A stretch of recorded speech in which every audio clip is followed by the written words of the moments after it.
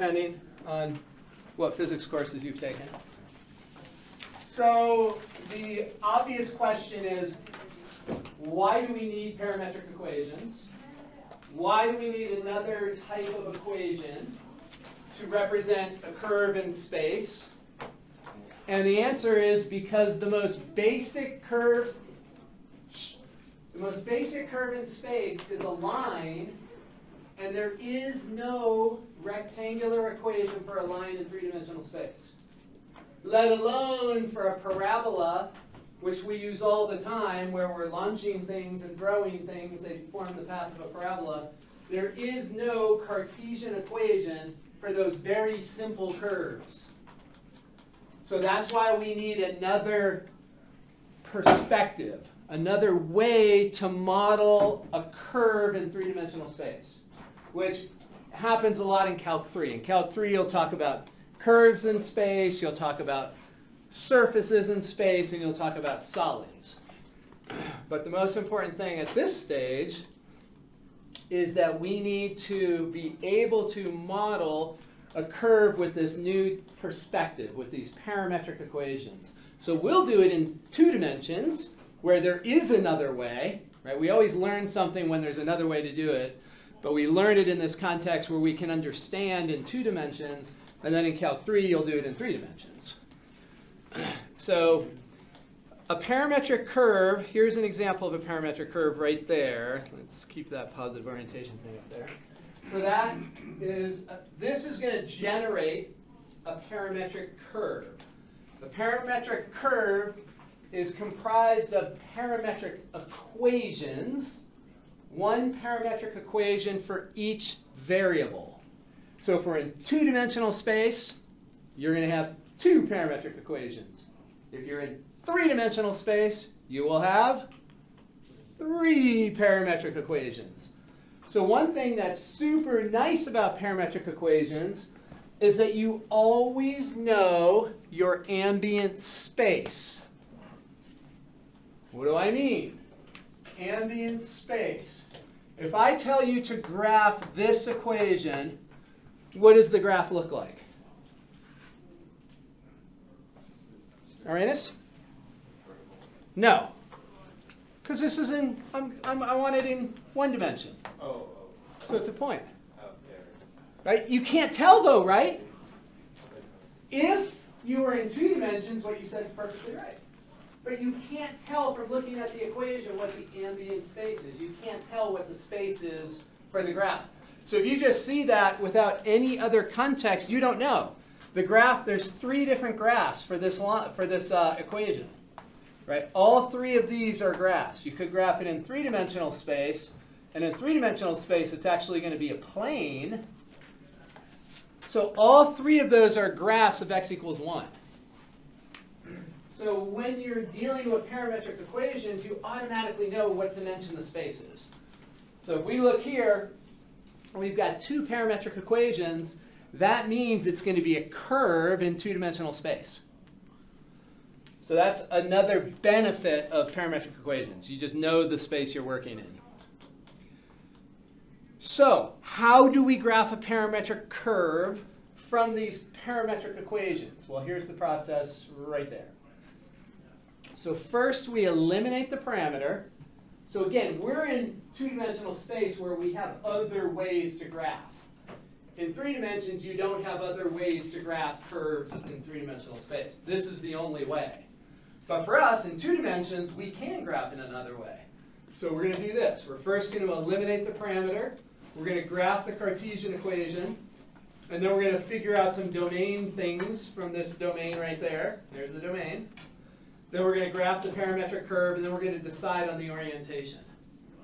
So a parametric curve orientation is the direction of increasing t. So the direction of increasing t, as t goes through all of its values, so here 0 to pi, what direction are the points being plotted? You can graph parametric equations on any of these calculators that have graphing features, and you can actually watch the direction the points are being graphed. Desmos, you can graph parametric curves. Desmos, you just put parentheses around it. We'll see all these things So first, we look here, and if we want to find the Cartesian equation, we need to eliminate the parameter t. What equation jumps to mind when you see sine and cosine? Pythagorean identity? So we know that this equation is true no matter what t is. That's what an identity is. An identity is true for all replacements of the variable. So that's always true. Well, now we just plug these letters in. Sine of t is equal to y, so this becomes y squared plus x squared equals 1, which is the graph of the unit circle. So step 1, eliminate t. T is now gone. We have just x's and y's, no t. So we eliminated t, gone. Now we're going to graph the Cartesian equation. Usually we'll graph it with dots or dashes because the parametric curve is going to be part of the Cartesian curve. It might be the whole thing, we don't know yet, but it's going to be a subset in general. So we usually graph the Cartesian curve with dashes or dots. Now, third thing, apply the parametric domain by plugging in some points. Okay, so here's what we do. We plug in some t values to get ordered pairs. So we're going to get some ordered pairs by plugging in a few t values. So certainly 0 and pi. And what's really important, if your curve happens to be a closed curve, we need to be able to figure out whether we're plotting those points clockwise or counterclockwise. So we need at least 3 points. So I'm going to pick another t value right in the middle. So those are the 3 t values I'm going to pick. 0, pi over 2, and pi. So the 2 endpoints plus something else in the middle. Could be anything in the middle. Doesn't matter. So plugging in t equals 0. Cosine of 0 is 1. Sine of 0 is 0. Plug in pi over 2. Cosine of pi over 2, 0. Sine of pi over 2, 1. Plug in pi. Cosine of pi, -1. Sine of pi, 0. So those 3 points are on the parametric curve. Those 3 points are also on our Cartesian curve. So let's plot it. Let's see. 1, 0 is right there. So that corresponds to a parameter value of 0. Pi over 2, oh, we're up here. 0, 1. That's up here. This is when t is pi over 2. And here is when t is equal to pi. So our parametric curve is the top semicircle. That's our parametric curve. And what about our orientation? We are increasing as we go counterclockwise. So this is going to be our orientation. We put little arrows here. Don't put them at the end points. Just put them somewhere in the middle so that it doesn't look like, like a regular an arrowhead on a graph. So that is our parametric curve. Our domain is 0 to pi, so we only get the top half. So that is our parametric curve right there, orientation counterclockwise. And that's it. This particular example, notice that the parameter t has a geometric meaning. What is the geometric meaning of the parameter t in this case? It's equal to, what is t representing here? 0, pi over 2, pi. It's representing the angle, right? The parameter will not always have a geometric significance. Often it will, but not always. Question, Ari? So what does the parametric curve mean? That. But why represent it this way? Because of what I already said. In three-dimensional space, we don't have a way to represent a curve.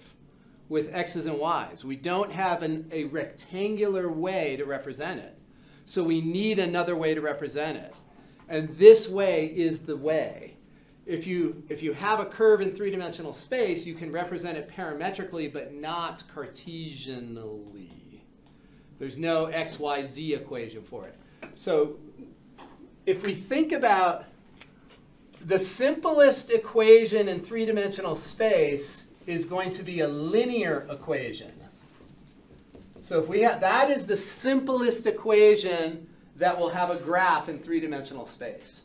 Just like the simplest equation in two-dimensional space is ax plus by equals c. And what is that the equation of? Like something like 2x plus 3y minus 5z equals 4. Anyone know what the equation of that might be?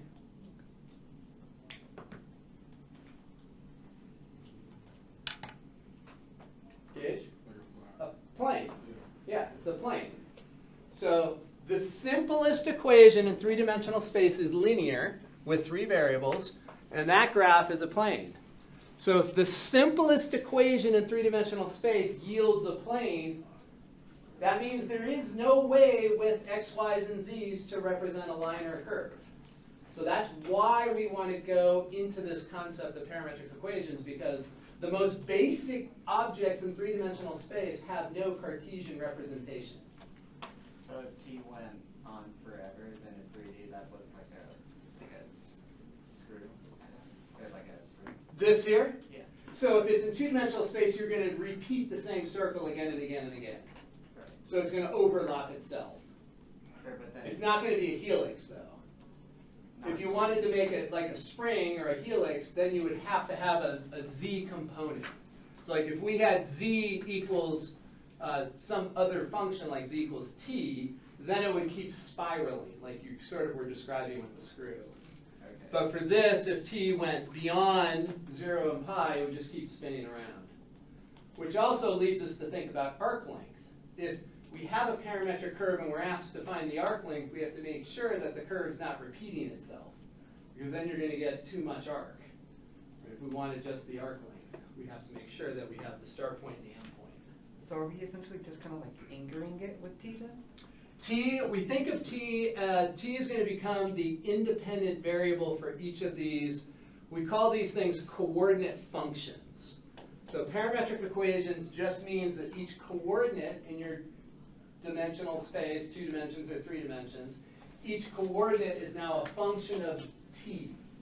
So t is just an independent variable, and x will depend on t, y will depend on t, and z, if we were in 3 dimensions, would also depend on t. So t, frequently, we think of it as representing, what do you think if we use the letter t? Time. Frequently, we're thinking of an object moving through space at a particular time. So t equals 0 might be when we drop the ball or launch the ball or whatever, and then that t value ideally is representing where it is in space after t seconds. That's why we use a t, because that's the most common application, is if we launch something, we want to know exactly where it is at time t. So if t doesn't count as a third dimension, then why does this parametric equation count as modeling a curve in the 3D plane? In the 2D plane.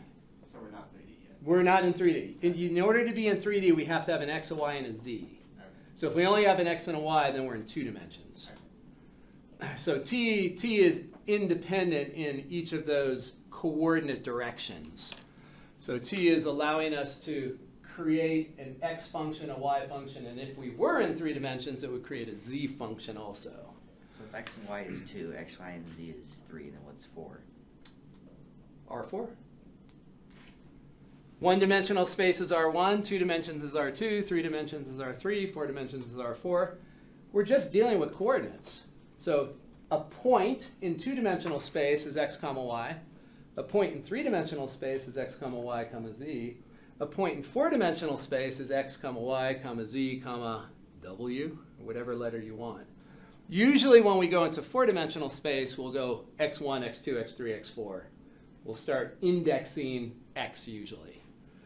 But just because we can't visualize it doesn't mean that we can't come up with a whole bunch of applications that use 4 different constraints. Right? You can think of each of the variables as just a constraint. It's like when you go buy a computer, you look at the RAM, you look at the, whatever, the speed of the processor, you look at all those things. Those are just constraints. And it's the same idea when you're thinking about 4-dimensional space. You can't visualize it, but it doesn't mean it's not meaningful. You can get an idea for what things are doing in 4 dimensions. You just can't graph it or visualize it.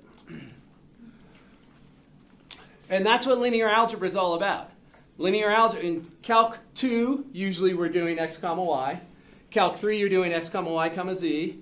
Linear algebra, you're usually doing x1, x2, x3, dot, dot, dot, x sub n. So linear algebra is all about extending the 3-dimensional calculus that we do into calculus in n dimensions.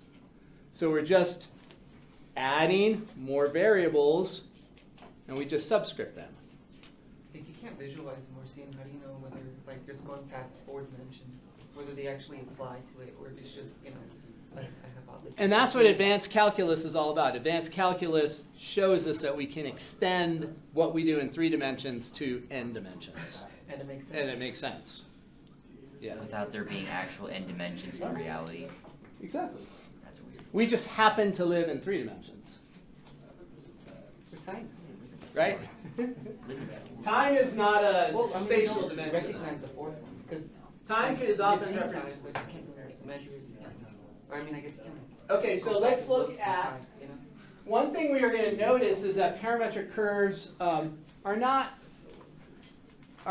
they can have the same Cartesian graph, but they can have a different parametric curve. So if we look at this pair of parametric equations and we eliminate the t, same thing here, right? We have that sine squared. It doesn't matter that it's negative t. What's important is that this is the same exact angle for both of those. Then we know that that's true. That's going to be 1, no matter what. Right?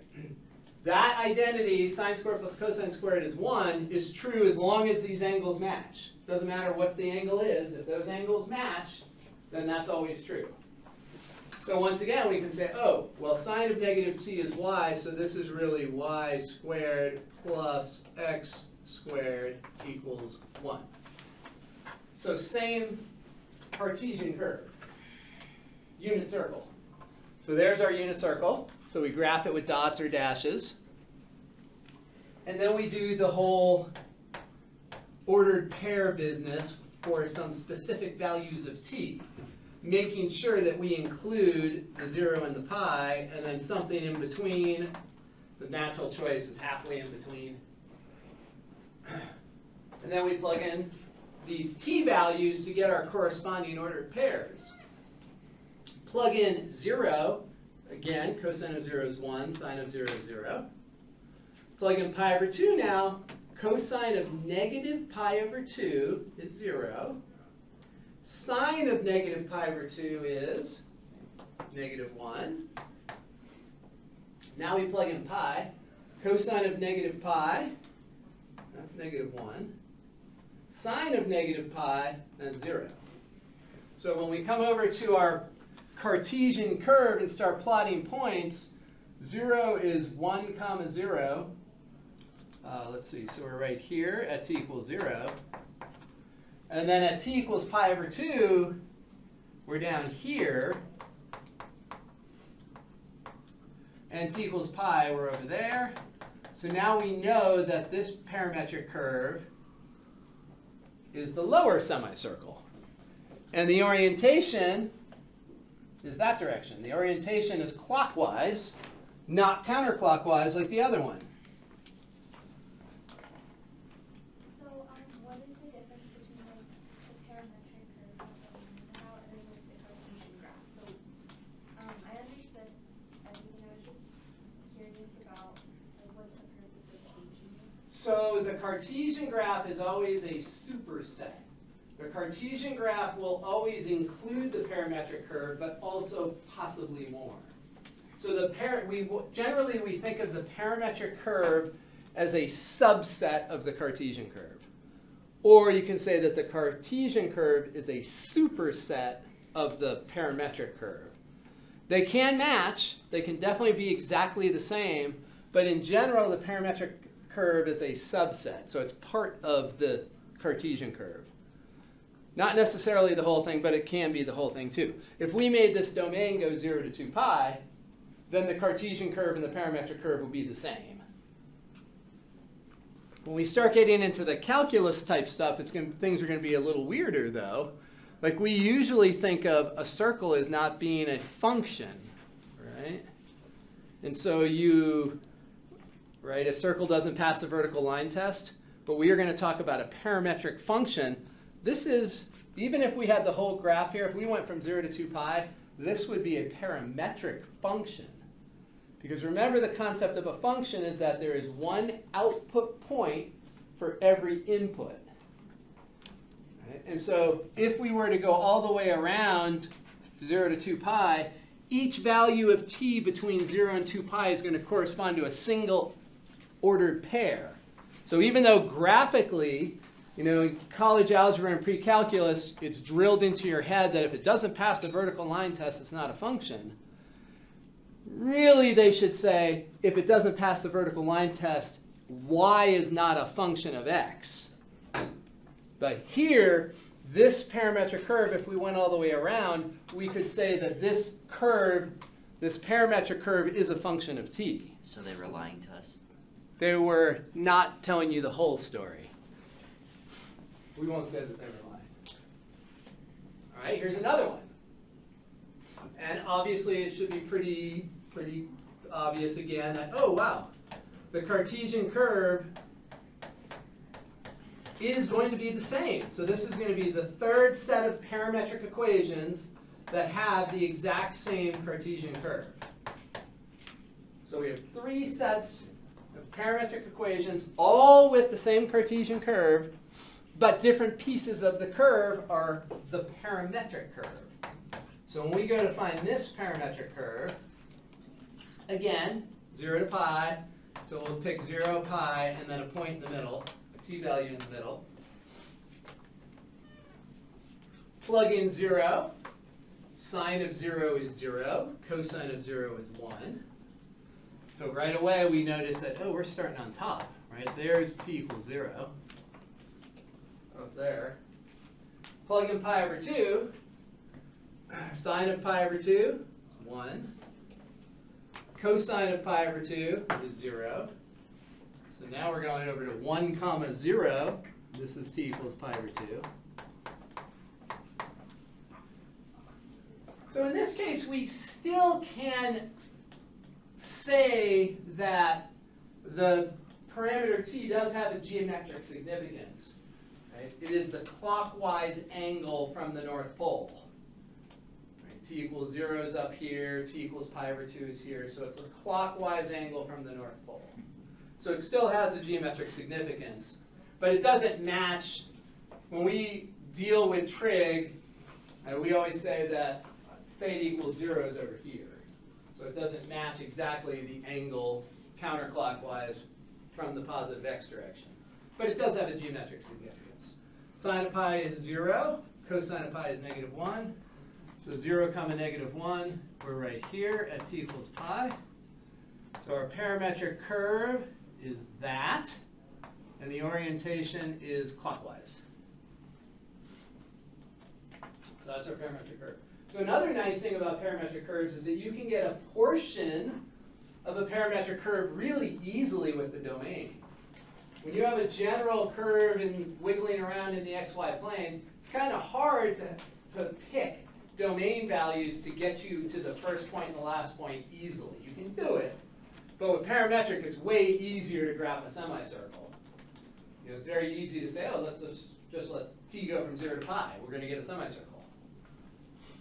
Whereas a little bit harder in Cartesian. I don't know, is this thing going to load? Let's see if it loads. Will it load? All right, so if we look at this Desmos thing, we can kind of see what's happening. So first off, notice that a parametric curve in Desmos all you do is put your parametric equations in parentheses. So here's the first parametric equation, that's x. There's y. And I put a restriction on t to go from 0 to 2 pi. So I'm restricting t right there to go, to be less than or equal to a. So here comes a. So there's the curve being graphed counterclockwise. So that is the standard unit circle right there, right? Cosine comma sine. X is cosine, y is sine. And if we go from 0 to 2 pi, we get one pass of the unit circle. Similarly, if we do this one, so now we're doing this one where we replace t with a negative t.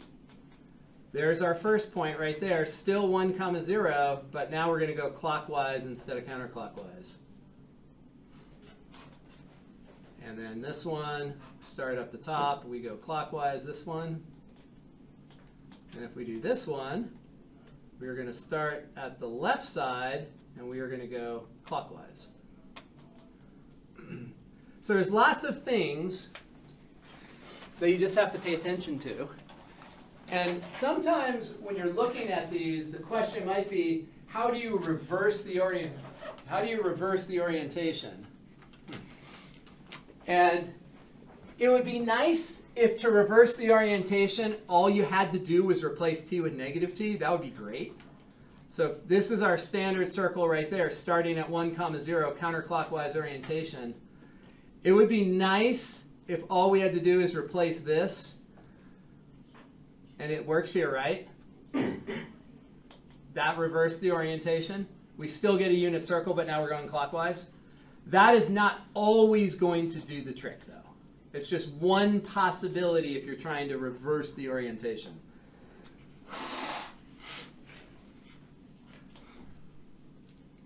But sometimes you have to do other things to reverse the orientation. So let's talk about these parametric equations. So the first thing I want you to notice here, why will that not scroll now? Huh, yes. Then something's broken. So notice here that if we let x equal t, notice that we end up getting y as a function of x. So if we just let x equal t, that is how we can take any Cartesian function, y equals a function of x, and we can write it parametrically. And this is how we would write y equals f of x. We would let x be t and y be f of t. That's how you can turn a regular function, Cartesian function, into a parametric expression. Now, let's look at, so there's our Cartesian curve. It really does not want to scroll anymore. Okay, got to use that. So now let's plug in our t values are going from -2 to 2. So let's plug those in, -2, pick one in the middle, obvious choice is 0. So plug in t equals -2. Because we let x equal t, these just match. And y is x squared, so that's going to be 4, 0, and 4.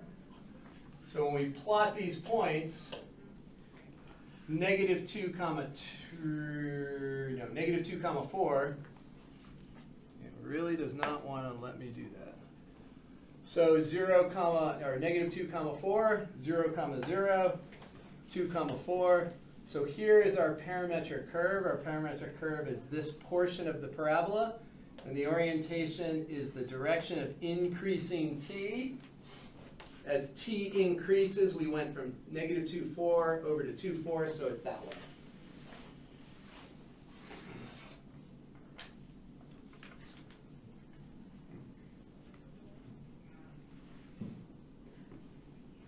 So there's our parametric curve. That portion of the parabola.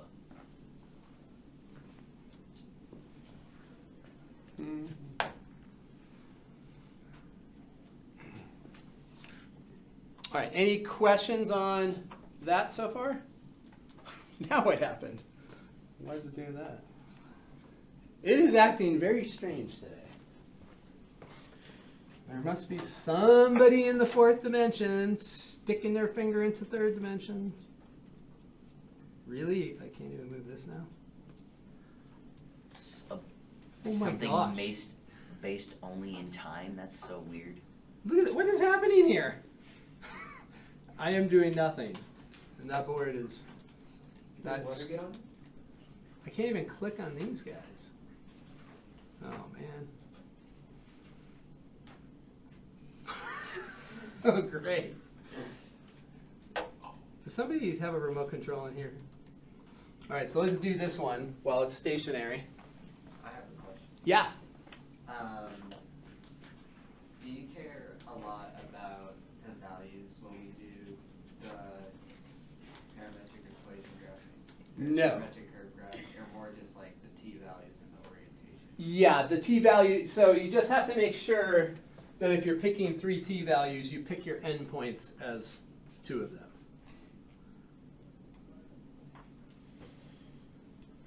Don't move. All right, so here, same idea. We want to come up with our Cartesian equation.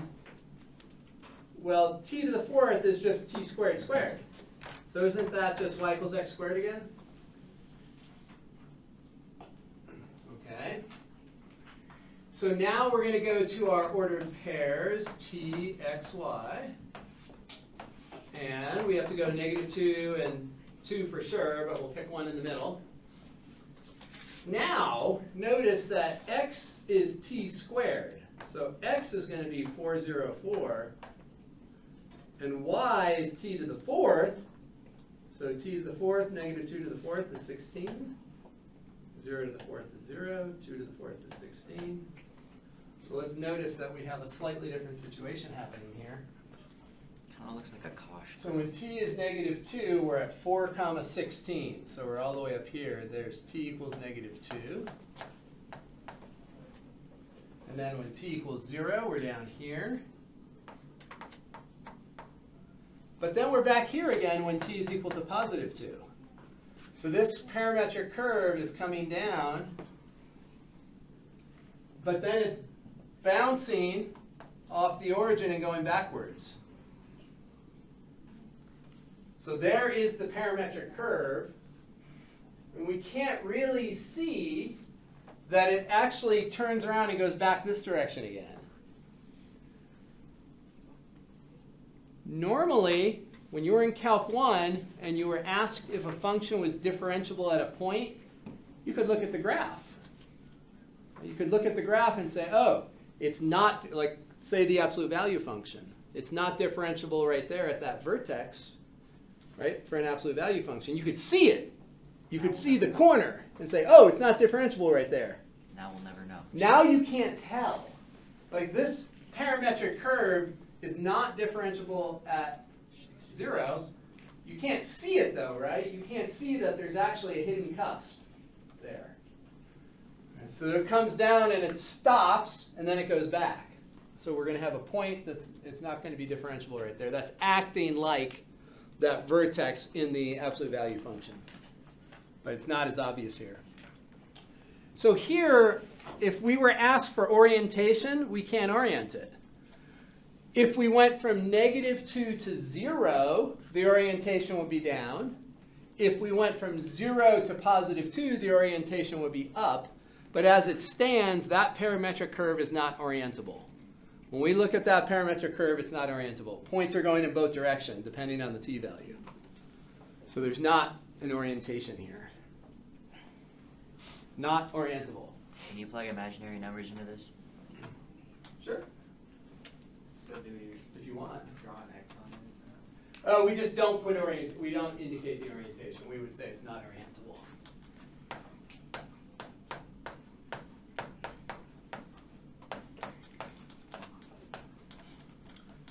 Who knows the simplest non-orientable curve in three-dimensional space? You all heard of the Mobius curve? You take a strip, like just take a strip of paper, and then do 1/2 twist and then connect it. That's going to be a non-orientable curve in three-dimensional space, the Mobius strip. Yeah, it only has one side. It only has one side. What's wrong with that? Don't discriminate against one-sided objects. We live that way. Sometimes. Okay, let's take a look at this parametric curve here. What in the world? Why will it not let me scroll? Okay. Watch it. Do it again. Okay, so here we've got a parametric curve. So we have two parametric functions. We have the parametric function for x. We've got the parametric function for y. And then we've got our domain right there. So three things. Are you going to give us the Cartesian graph every time on the exam? No. On the exam? No. No, that's your job. It's one of your jobs. Your job description has lots of items. This is one of them. So here is our set of parametric equations. So let's see, we have x equals that, we have y equals that. If we want to eliminate t, we look at x and y and we solve for t in the equation that's easiest and ideally the one that gives us a unique solution, and then plug it into the other one. So we're doing that thing called substitution. So if we isolate t here, t will be y divided by 4. So that's the better equation to solve for, because if we solve this first equation for t, we're going to get a plus or minus business. We want to solve in the equation for which it's easiest. And then we're going to plug it into this equation. So we're going to have x equals t squared, so that's y squared over 16, plus 2. So there is our Cartesian equation. There is our Cartesian curve. Now we want to plot pairs, blah, blah, blah, figure out the points and do the increasing t business. So let's pick some points. So again, we always are going to pick the endpoints if we have a restricted domain. So we're going to go t, x, and y. We know we're going to do -4 and 4. Pick something in the middle. 0 makes a lot of sense. Now our x value, so x is t squared plus 2. So square that, get 16, add 2, we get 18. Y is 4t, so that's -16. Plug in 0, we get 2, 0. Plug in 4, we get 18, 16. So we come over to our xy plane. When t is -4, we're at 18, -16, which is down here. So this is t equals -4. Right there. When t is 0, we're at 2, 0, which is right here. And when t is equal to 4, we're going to be up here. So the full thing. So we are going to get this business right there. So we are getting, we're getting the full thing that I graphed here. Now this parabola, of course, goes on forever, right? This parabola keeps on going.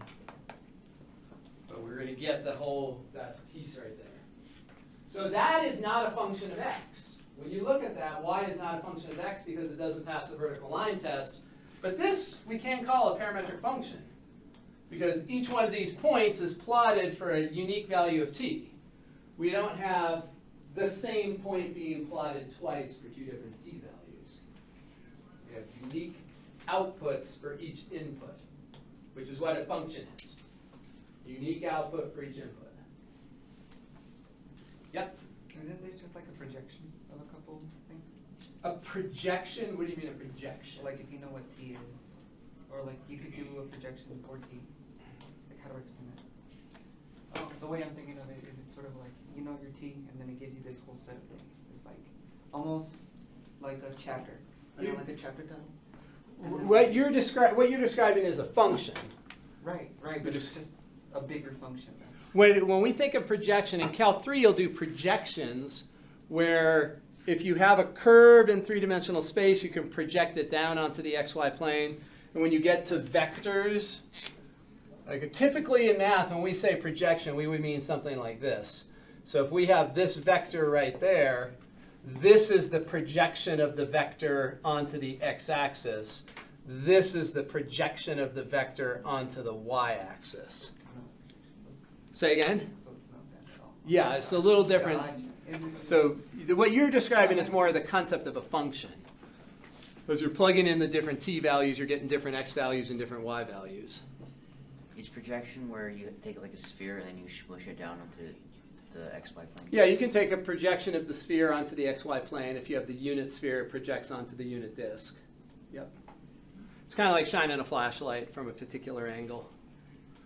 Usually what we do in Calc 3 is orthogonal projections, so you project perpendicularly onto the axes.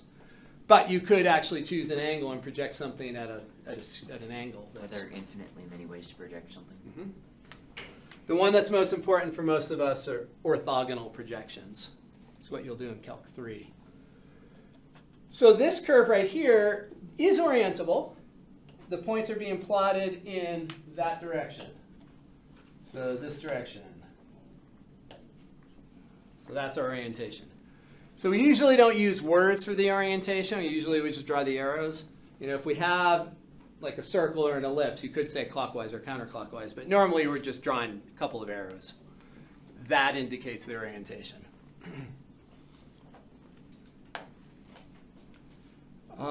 So describe the curve. Yeah. It's a parabola that opens to the right. Looks like that. We have described it. We have to do this on the test. Uh-huh. So like, how do you grade descriptions? Oh, no, the description is the graph. Oh, okay. Yeah, the description is the graph. Yeah, sorry. Yeah, now I understand. All right, you all try this one. So x equals 3 cosine t, y equals 3 sine t. So there are your parametric equations. And here is your domain.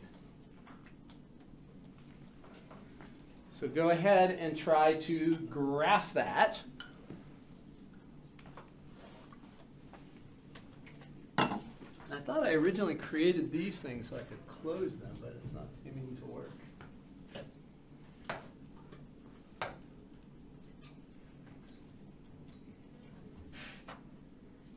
Don't know why.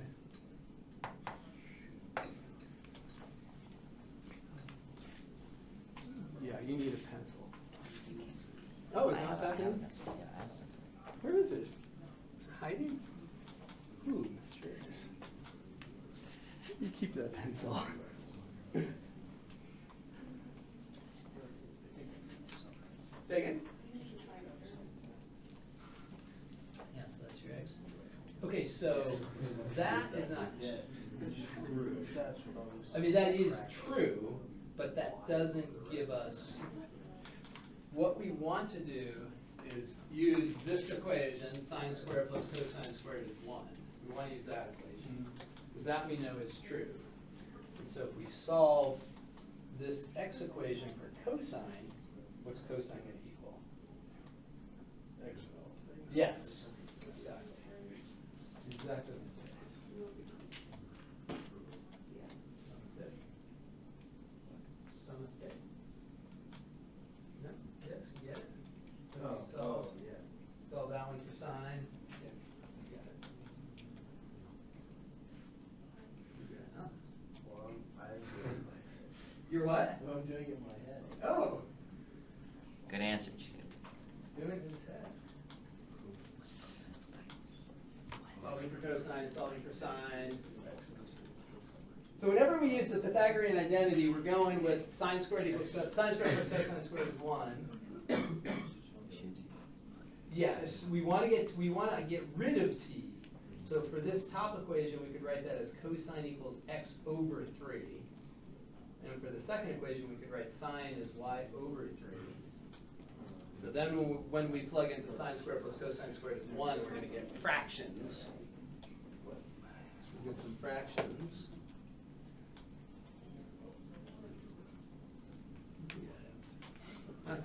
yeah. So it would be. It would be X squared. There we go. I'll burn it later. Exactly. Replace it So, with the final. yep, yep, do it. Is equal to this. So we want to plug into this equation. So what is cosine equal to? Y also. X over 3. Cosine of pi over 4 is cosine of pi over 4 is square root of 2 over 2. Talking to her. So cosine x over 3, Thinking about it is like yeah. So then we square that. So we have x over 3 squared. X over 3. Here we divide by 3, we get sine as y over 3. So y over 3 squared. So that'll get rid of the t. X over 3 squared. Because you can't separate it because you're saying that X over 3 is equal to cosine. You're putting it back in relations like alpha. I mean, Yeah, now square that out and multiply both sides by 9.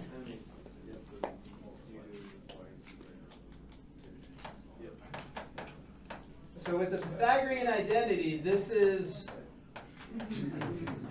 that is the identity we want to use. And so here we're going to divide this side by 3.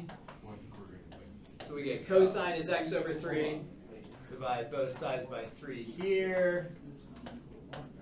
So sine squared is going to be y squared over 9. Plus cosine squared is x squared over 9 equals 1. You're not taking square roots, the equation is Square of a circle. if you're 8 parties, you're not right in line. So that is the Cartesian curve. Cartesian curve, x squared plus y squared is 9. So the circle of radius 3 centered at the origin. That is the Cartesian graph over there. The graph is done. Okay, so now we want to figure out which portion of the Cartesian graph our parametric graph is. Huh. Oh, well, let me grab that scroll bar. Good grief. I have to close out this app and reopen it. So the domain, 0 to pi over 2. So let's plot some points. We're going to have t, x, and y. 0 to pi over 2. Pick something in the middle. Obvious choice, pi over 4. So now we're going to plug in those t values up here. So plugging in 0, cosine of 0. Cosine of 0 is 1. 1 times 3 is 3. Sine of 0 is 0. Multiplied by 3 is still 0. So here's where we are at t equals 0. So hopefully you're starting to see that when we do cosine comma sine, we are going to get a counterclockwise rotated circle. Pi over 4, we plug that in here. We're going to get root 2 over 2 in both these cases. So we're going to get 3 root 2 over 2.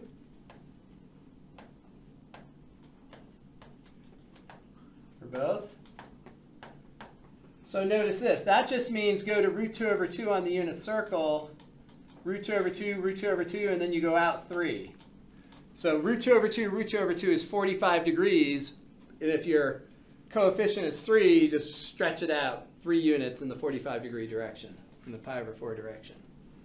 Plug in pi over 2. Cosine of pi over 2 is 0. Sine of pi over 2 is 1. So there we have our parametric curve. So we're going to get a quarter circle with orientation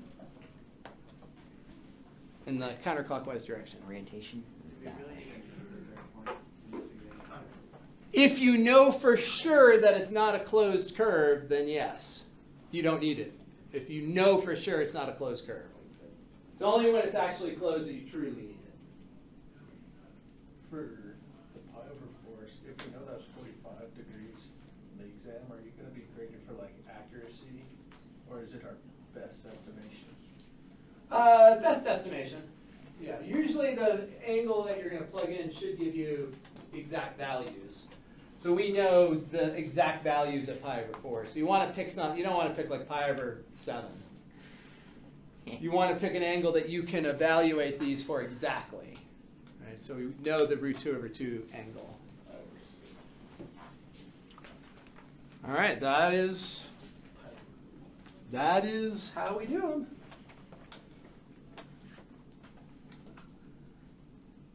What do you? Let me see. I want to do one more over here. What do you think happens if we have parametric equations that look a lot like we just had? But what about if we do this? X equals 2 cosine of t, y equals 3 sine of t. So let's do those parametric equations.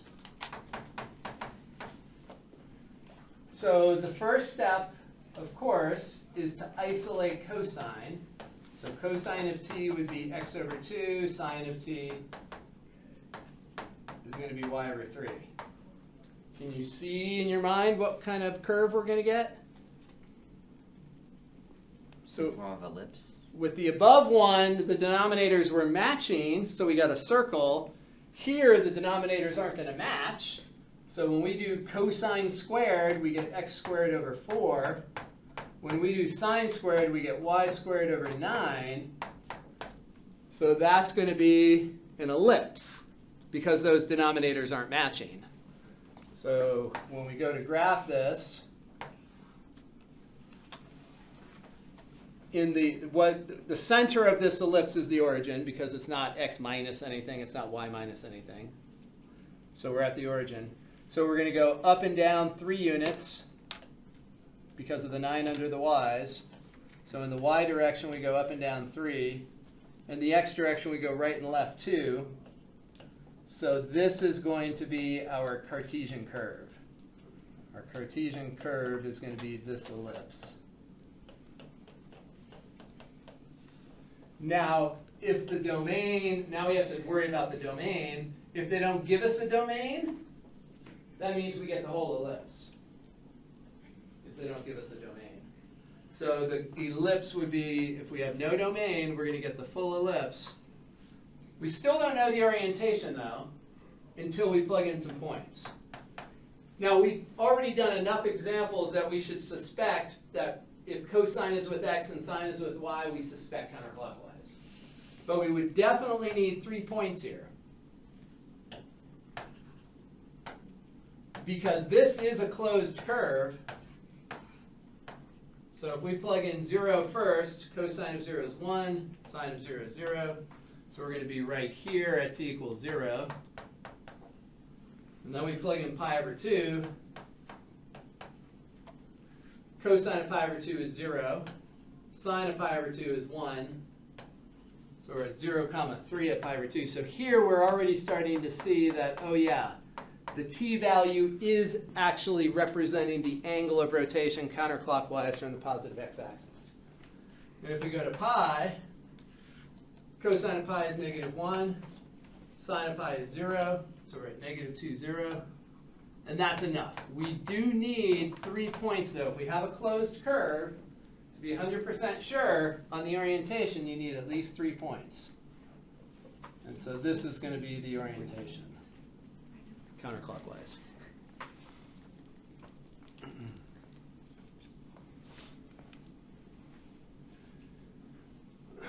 So if those coefficients, as the more you do parametric curves, the more you start to see the patterns. So cosine and a sine is going to be a circle if the coefficients match. It's going to be an ellipse if they're different, etc. All right, so you all try this one, and then we'll take a break after this one. So look at all the examples that we've done and see if you can figure out the parameterization for this. So circle centered at the origin with a radius of 12. We want to go clockwise, and we want to start at 0, 12. So we want to start at 0, 12. We want to go clockwise. So 0, 12 is the North Pole, and we want to go clockwise. So try a few examples. I'm team.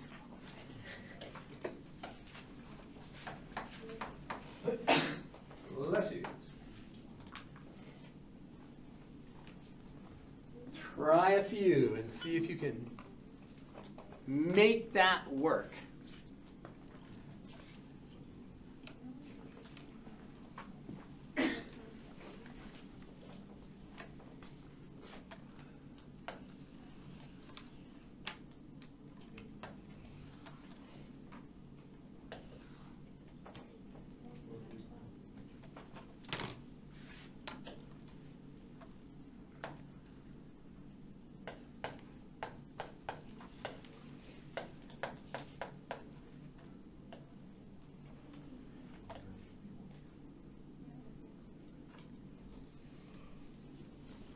Huh.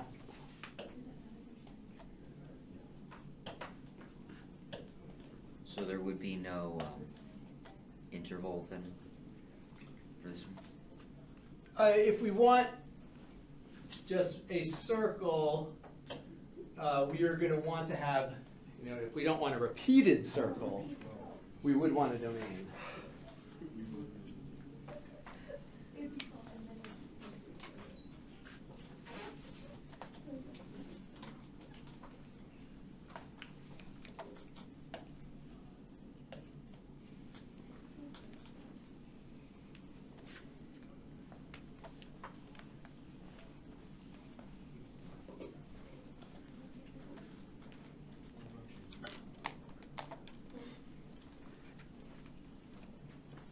But if you had a repeated circle and then you had z equals t, you'd have a spring.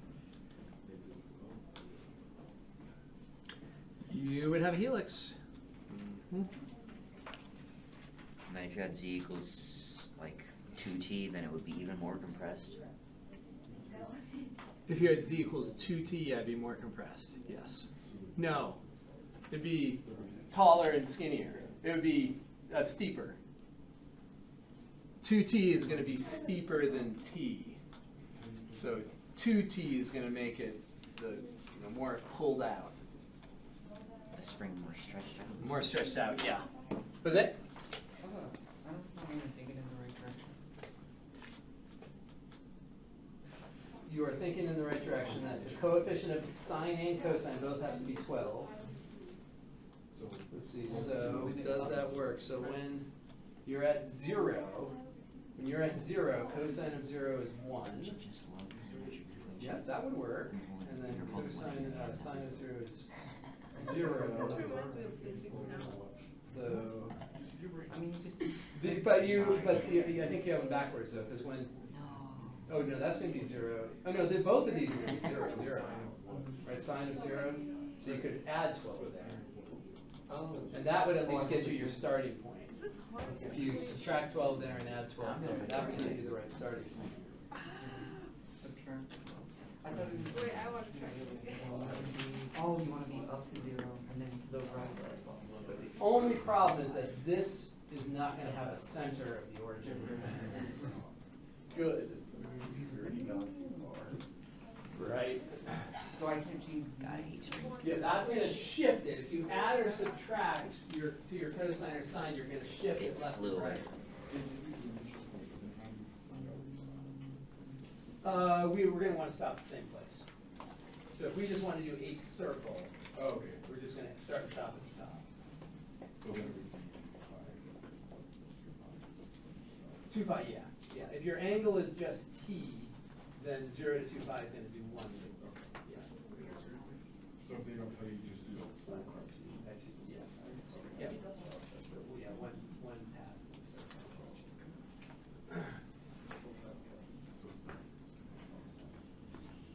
So, couple of things here. So clearly we want 12 as the multiplier in front of sine and cosine because that gives us the radius. And so we know that if we did 12 cosine first, we would start over here at the right edge, at the east side of the circle. So one natural choice to start out with would be to just switch the sine and the cosine and see what happens. if you plug in 0 here, you will end up in the right place. You'll end up at 0, 12. If you plug in t equals 0,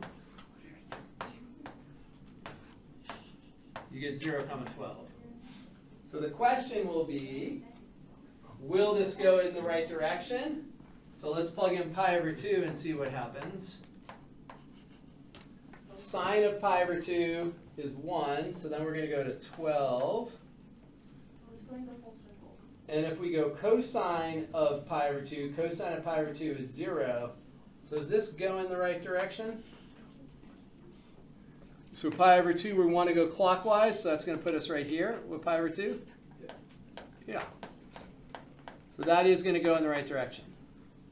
And if we limit ourselves and say t is an element from 0 to pi, 2 pi, this will give us one pass of the circle. If we want exactly one pass of the circle, we exclude 2 pi. If we included 2 pi, we'd have one point that's plotted twice. So that will do it for us. Now, one idea that came up was leaving a cosine and sine, but then adding and subtracting coefficients, constants out here. If you do anything like this, that's going to move the circle away from the center being the origin, if you add or subtract. So you don't want to add or subtract unless you're trying to shift the circle somewhere else. So if you add or subtract, you're going to end up with a shifted circle. All right, let's go ahead and take our 10-minute break. And let me see if I can get the scroll bar working again here. Recode it. Something fishy's happening. I don't know how. Oh, it's so nice when the board works again. So let's go to graphing a particular curve called a line.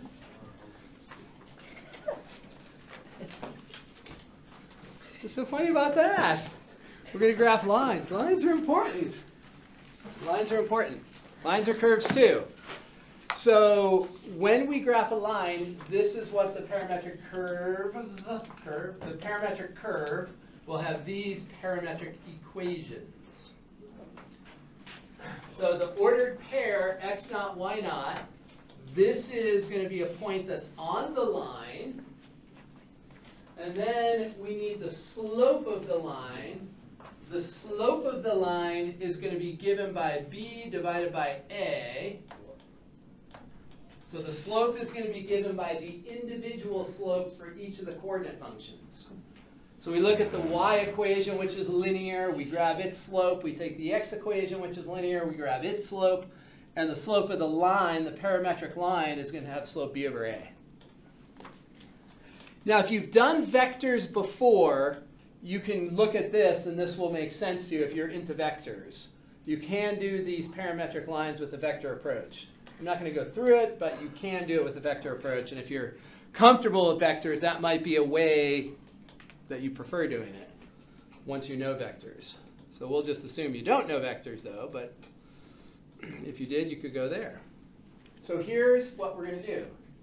We want to build the equation of the line. So we have a couple of choices. We can solve each of these for t, or one of them for t, and plug into the other so we could get the Cartesian graph, the Cartesian equation. So let's identify some things here. What is the x sub 0 and the y sub 0 when we look at this x and this y? What's x sub 0? 0. 0. And y sub 0? -4. -4. So you get x sub 0 and y sub 0 by plugging in t equals 0. We think of that as the initial point on the line or the origin of the line, however you want to think of it. A is the x slope. B is the y slope. So this tells us that 0, -4 is on the line.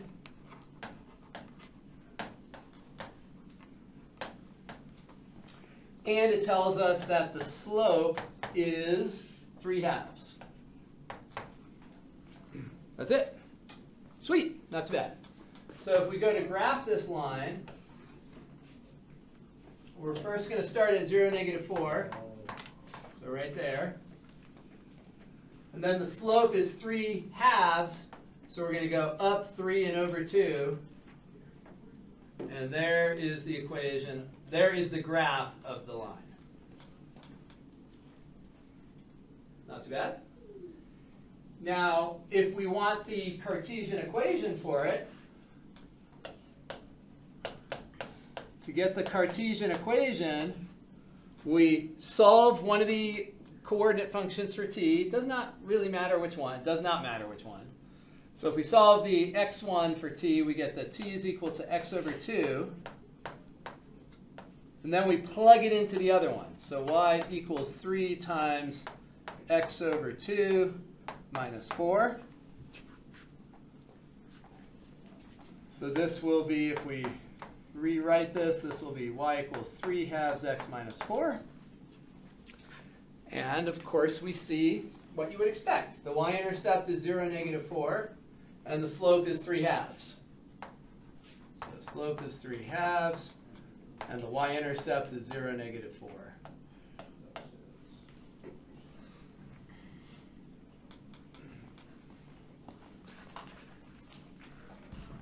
All right, does that make sense to everyone? Yeah, Ari? If we have x naught, y naught, a and b, can't we just do point slope? Yep, you can do point slope. Definitely. You can do point slope. Everyone remember point slope? Y minus, depends on the letters you want to use. Y minus y1 equals m times x minus x1. Point slope. Slope intercept is better. It depends on what you have. Yeah, if you have a point in the slope. If you have the point in the slope, if you have the y-intercept in the slope, then all depends. And yeah, so this right here is written in slope-intercept form. And so sometimes they'll ask you to write it in slope-intercept form or to write it in general form. Ax plus by equals c. Depends on what they ask. All right, you all try this line. So find x naught, y naught, a and b, graph the line, and find the Cartesian equation. Cartesian equation. Oh, you're reading that. Nice. That's the very written up proof of -12. No such thing. Actually, this is. This looks bunk. It's not bunk.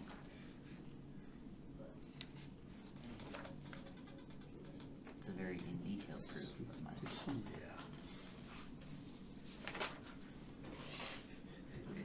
This looks like physics mumbo Mumbo jumbo.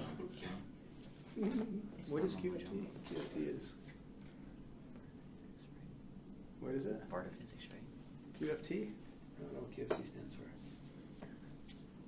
Oh, quantum field theory. Oh, quantum field theory.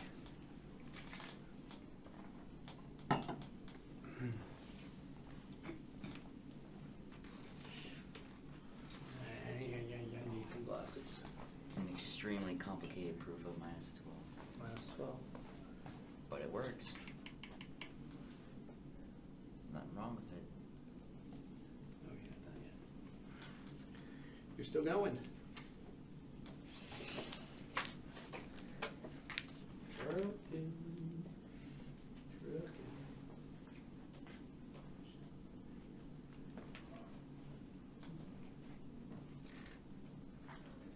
Any drama?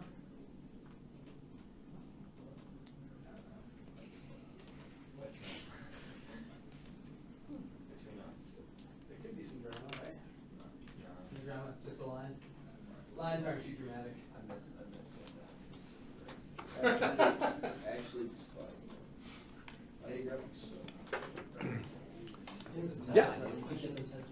You can say better both for t between 5 and 5. It doesn't matter on the graph, it's just representation of the x and y, right? Yeah, so the Cartesian graph will be the entire line, and the parametric graph will be part of it. Okay, so if I wanted to graph the Cartesian one, then would that be funky with our? So if you're doing the Cartesian, you're only going to look at this part. No, you don't do that. You're gonna only go on one thing. Interesting. So what is the x naught and the y naught? 6, negative 3. So again, if you just plug in t equals 0, you get x naught and y naught. X naught and y naught are when t is 0. And then a is -1, b is 3. It's just the slope of the x, the slope of the y.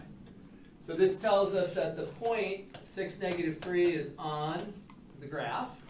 And it tells us that the slope is -3, b over a. Y over x. Remember, x goes in the bottom. It's like the picnic table. X at the legs of the picnic table. X in the bottom. Y on top for slope. So if we were to graph this 6, negative 3.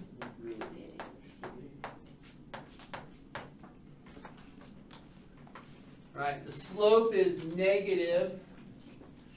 So we can do this. So that means that we're going to go over 1, so x direction. Or maybe it's better to write it this way since we want to be moving over there. So we go 1 to the left and then 3 up.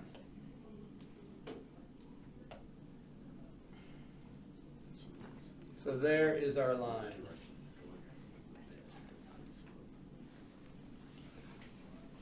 Is that what you got? Yeah. Excellent. Excellent. All right, so now if we want the Cartesian equation, we can do a whole bunch of things. We could use point slope, like, was it Ari that said that? You said. So we could use point slope since we have the point and the slope. We can use our parametric equations and eliminate t. Doesn't matter. Wouldn't it not be the whole line there? Yes, we'll get to that in one sec. Yeah, thank you. So another way to get rid of t, recall how you can use the elimination method? So those are the parametric equations. If we want to eliminate t, we could also multiply the top equation by 3. And if we multiply the top equation by 3, then when we add these two equations together, we will end up with 3x plus y equals 15. So that would be the general equation for the line. And if we wanted the slope-intercept form of the line, we would write it like this. So that's going to be the equation of the line in slope-intercept form. There it is in general form. Now, when we graph the parametric curve from the Cartesian curve, we always have to think about the points because this has a limited domain. So we're going to come over and plot some points. In particular, we want to make sure that we get the two endpoints. And then usually one point in the middle for good measure. So if we plug in -5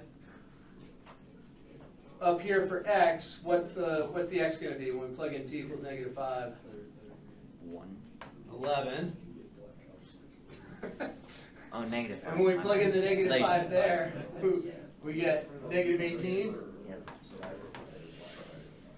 Plug in 0, we get the 6, -3. Plug in 5, and we get 1, 12 or something. So if we want the exact parametric curve, so -5 is going to be 11, -18. This really should be stretched a little to get down there. I don't know if it's going to let me do it.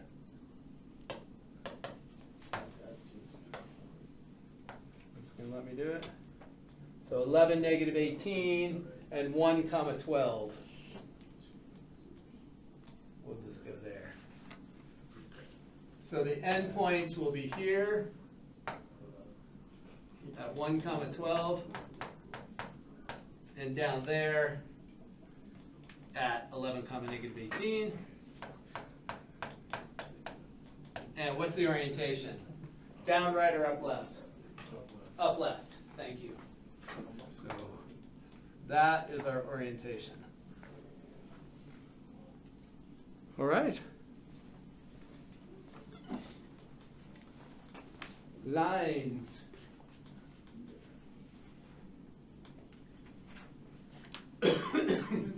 So in general, if we want to do a line segment, here is, so you can do it with a vector approach. So again, here's the description using a vector approach if that's your jam. Totally fine.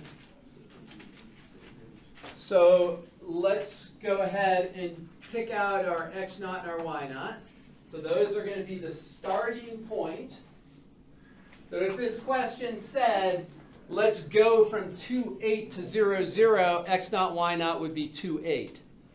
We want x naught, y naught to be the initial point. We want it to correspond to t equals 0. So that's going to be where we're at. Now how about a and b? What's a going to be?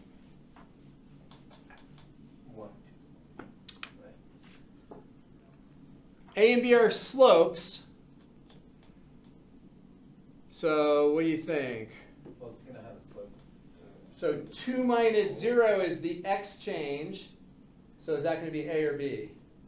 Oh, okay, I just simplified it a little bit. Gotcha, I know what you, okay, I got you. A is gonna be 2, B is gonna be 8. Yeah. Now, Carter brings up a great point. The slope here is going to be 4. So let's do this in 2 different ways. Nice catch.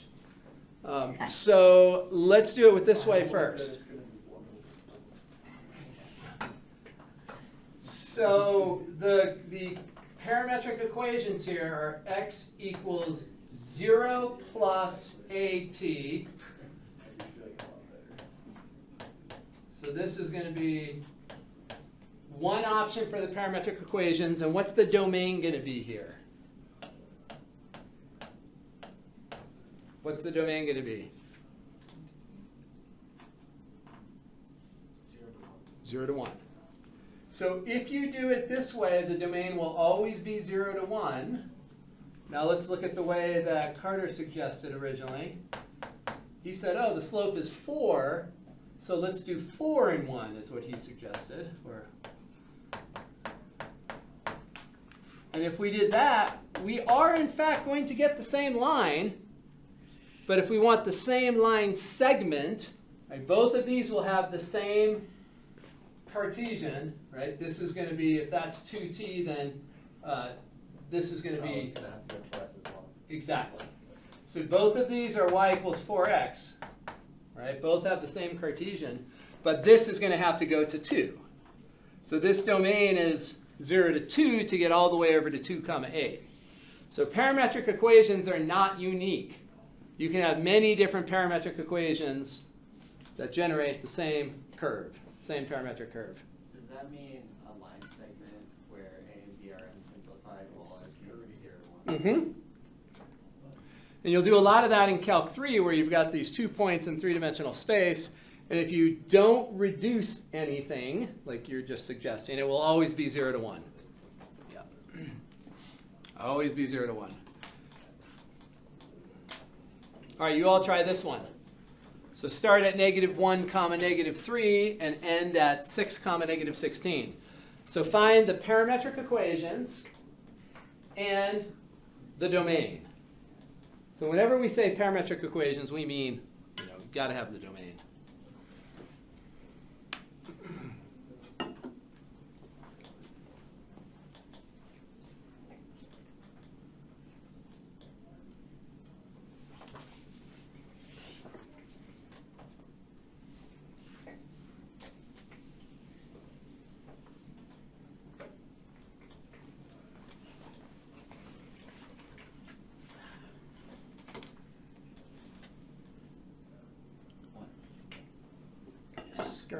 Scurrying around like a mouse.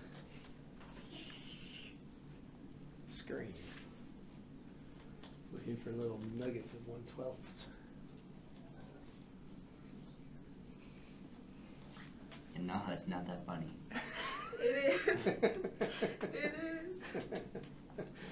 1/12 here, 1/12 there. Here, 1/12 there, 1/12. I'm telling you, it is everywhere. It is everywhere. That's because you are everywhere. I'm sitting in one chair. I'm only in one place.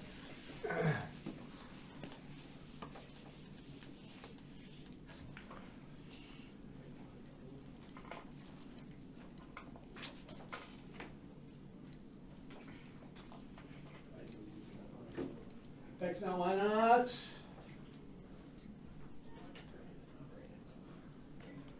So X naught and Y naught are always going to correspond to the initial point. So X naught is going to be -1. Y naught will be -3. So those always correspond to the initial point on the line, or the origin of the line. A is going to be associated with the slope of the x's. So that's going to be 6 minus minus 1. And -16 minus minus 3. So if we do that, we don't simplify anything. In this case, we can't, but then that will build parametric equations with a domain from 0 to 1. So x will be -1 plus 7t. Y will be -3 minus 13t.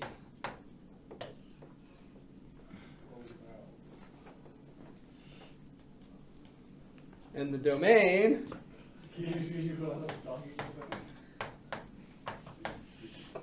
zero to 1. And check your domain. Does it give you what you think it should give you? Plug in 0, you're there. Plug in 1, and you're there.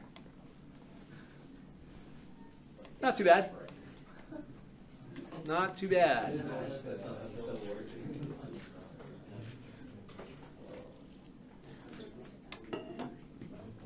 All right, anyone confused? I'm fine. Confused? No, I'm just. I thought you were doubly confused. It happens a lot. Double confusion. Says the guy. Oh, but isn't that a line?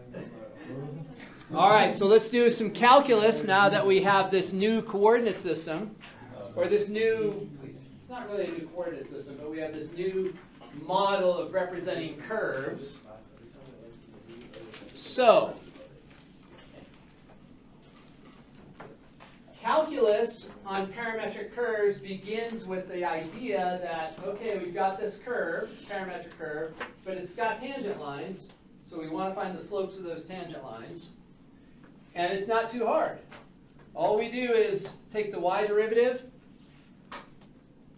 take the x derivative, and form the fraction. Y prime over x prime. That's all we do. That's it. So in the case of a line, it's v over a. It's the slope. V over a. But it'll just give us the same thing as like if we did it normally. Yes. But in 3D plane, we would do, how would this apply to? Well, if we have a curve in three-dimensional space, it gets a little more complicated.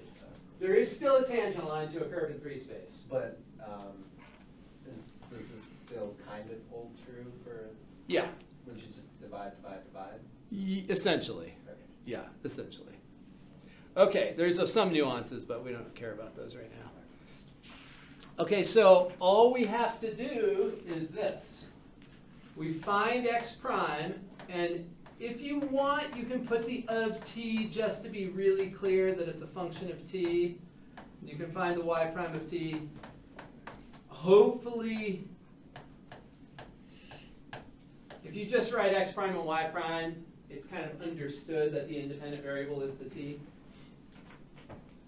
But don't do this. Don't introduce new letters. We have enough letters. There's no reason to introduce a whole new letter, G and F. Oh man, there go all my plans. Yeah, we don't need to introduce new letters. Just use the x and the y.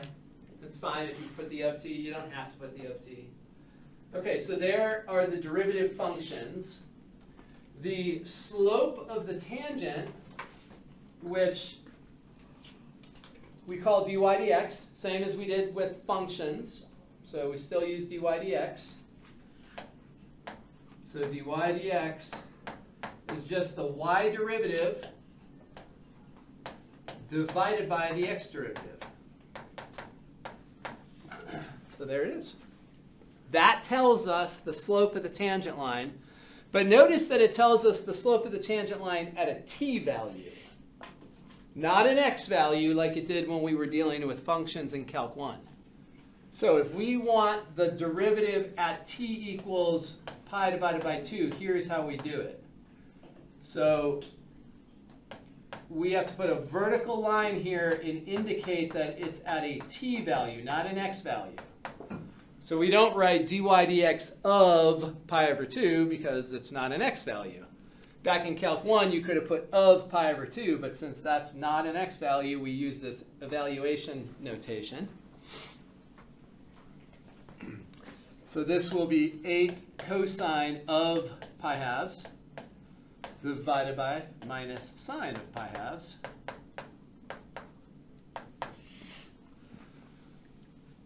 Cosine of pi over 2 is what? 0. Sine of pi over 2?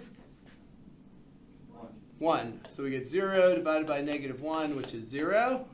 So what kind of tangent line do we get? 0. Say again? 0. What is the tangent line? Horizontal, vertical? Horizontal. So if the slope is 0, the tangent line is horizontal. So if we graph this curve here, cosine t comma 8 sine t, what curve is it that we're going to get? Is it a circle?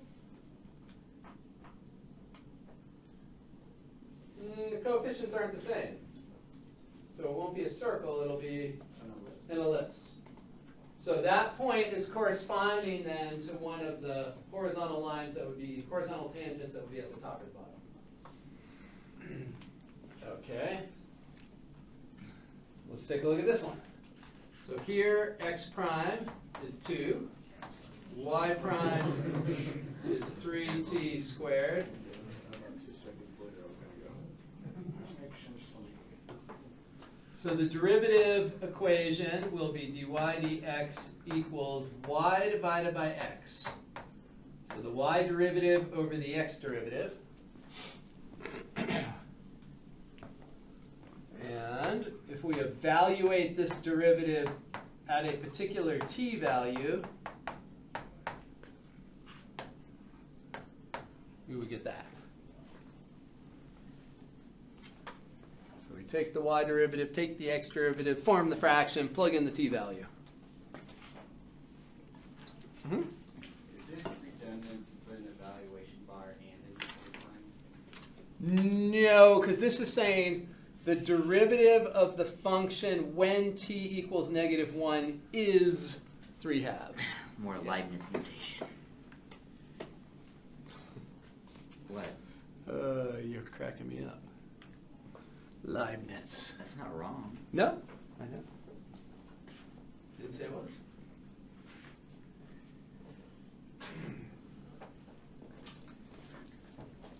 All right.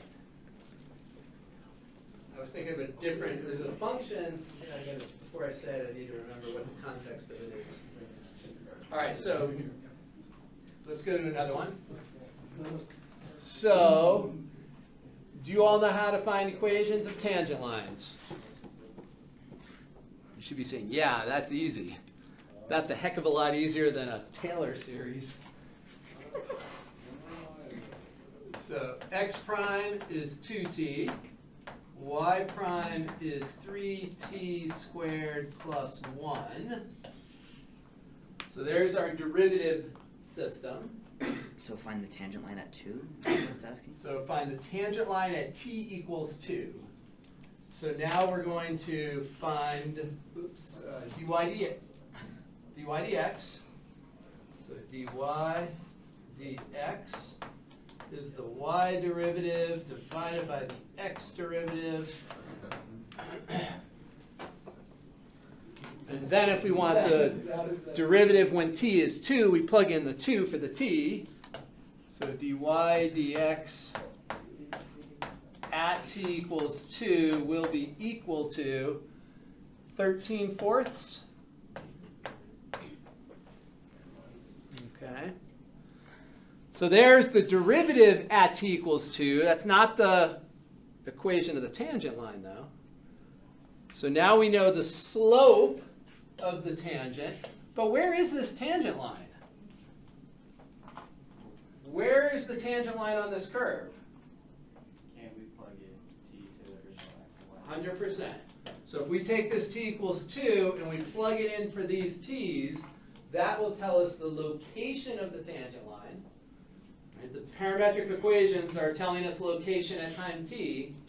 So when t is 2, we're at 3, 10. So 3, 10 is, oh, I already put a point there, right there, 3, 10. So 3, 10, that's when t equals 2. And so the tangent line is going to be right there.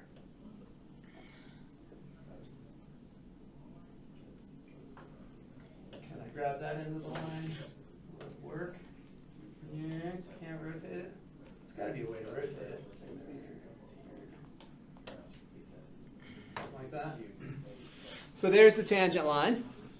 So the equation of the tangent line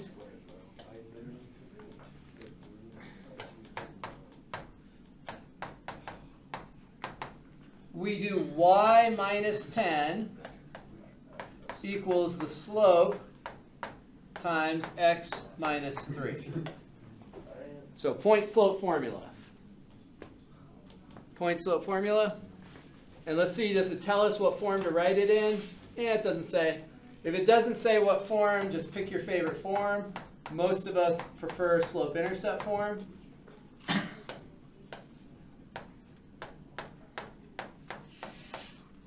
So we'll isolate y. And when we get the common denominator of 4, our slope-intercept form, that's going to be 40 over 4. So this will be our slope-intercept form. Wouldn't it be plus 1/4? Look what I just did. Yes, it will be plus 1/4. Thank you. Plus 1/4, because we're adding 40/4. Thank you. Is point slope form fine? Leaving it in this form? No. We wanted to at least get rid of all the parentheses. So if you get rid of the parentheses and write it as ax plus by equals c, or in slope-intercept. But we don't want to just leave it in point slope. You should have something called tangent line form where you just leave it that way. Tangent line form, point slope form. All right, you all find the tangent line here on 76. That's weird. Find the tangent line at 0.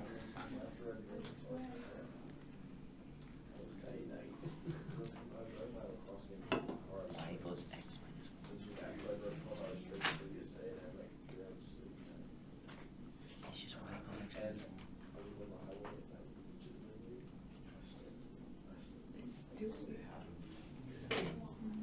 1. At least I think it should be. I'm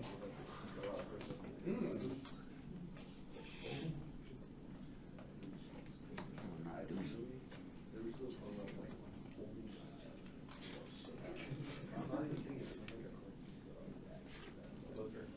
No. Yeah, I was driving. Kill me, Smalls.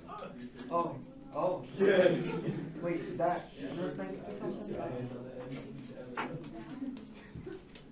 we have to change the rule at the out of there? Or can we just? With chain rule, the derivative is going to be a 1. So yeah, so we would, if this had a 3 in front of it, then we would have to multiply by this.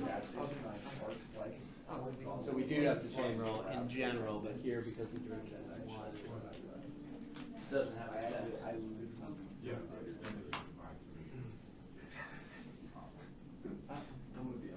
Anyone got their line yet? Almost. Almost? No, it's not. Close, close, close.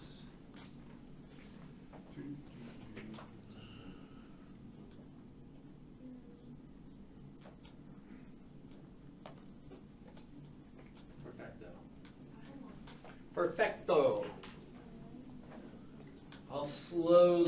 derivatives while you're finishing up your line.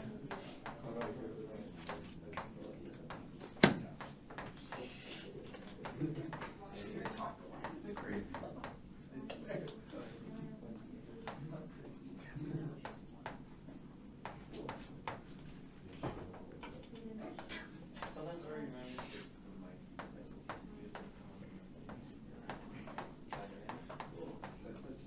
This happens Mondays. No obstacles and no yeah. No, I get you.